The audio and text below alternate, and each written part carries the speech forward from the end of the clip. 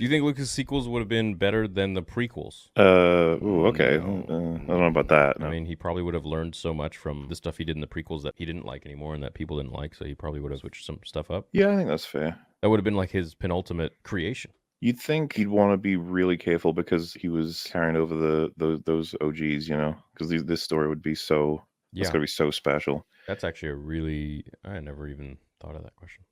I would love to know his like raw, unfiltered thoughts on basically the entire sequel trilogy. It'd be so entertaining. Well, from what I've heard from people that I know who know him, people that I know who know people who know him. I have a friend who is quite close with someone who is very close with him and worked on the original trilogy with him and was very high up. I'm being as vague as I can. He thinks they're ass.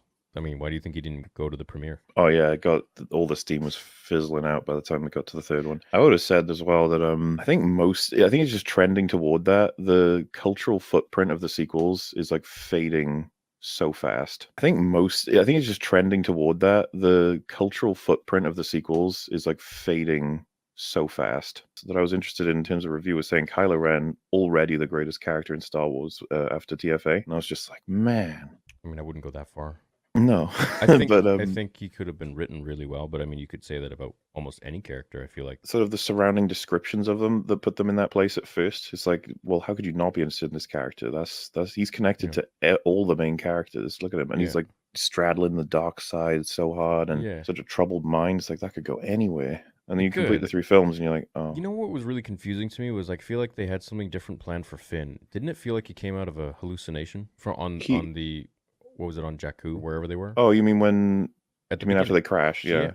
Yeah. At the very beginning. No, not the crash. No. When he was in the helm in as a stormtrooper. Oh, right. You're talking about his like PTSD sort of. He like takes his helmet off, and all of a sudden he's just having a moment, and everyone's shooting, and he's not doing anything. Yeah, he's not following orders. And I'm like, is this guy coming out of some sort of mind control? Or well, yeah, that was super confusing. I imagined it would have been some for you as well. Like the idea that they have the lines about it in TFA where they're like, we used to do clones, but now we do brain conditioning or whatever. Yeah. And so it was like, okay. And then it was like, yeah, Finn broke that conditioning, and then it's Rise of Skywalker that tells us you can break it with the Force. I don't remember. I saw it was. I don't blame you, but it was so weird because because he meets up with that group of stormtroopers or ex-stormtroopers who also managed to escape the brain conditioning with the Force, and it's just like, because I assume you know the meme, right? It's just like with Finn, he was destroyed almost immediately because he has fun shooting stormtroopers. Is like the absolute opposite of how he should feel. What is this? Like when he frees Poe. Yeah. It's like, yeah, that all makes sense. And then when they get into the TIE fighter and they start to lift off, and then he starts shooting, and I think he says like, whoa, at some point, like he's having that fun adventure thing. It's like, dude, that's you down there, all of them, you know? Yeah. Innocent people who've been brainwashed, and it's just like he's like, yeah, let me kill my own kind. Yep, it doesn't line up at all. And everyone wanted him to be more serious, Finn. I think even John Boyega was obviously looking for that. Yeah, he seemed pretty pissed, man. In all those interviews and stuff. Yeah, well, have you seen the one where he says they ain't gonna Disney Plus me? Yeah, and then he's coming back. Maybe he's a new house or something. I don't know. That's what Oscar Isaac said, right? Yeah, he's like, oh, maybe if I need a new house, I'll come back. Dude, comparing his interviews before and after that sequel trilogy is so sad. Oscar Isaac is like a huge Star Wars fan, and then by the end of it, he's like, I'm good. It's just, oh man.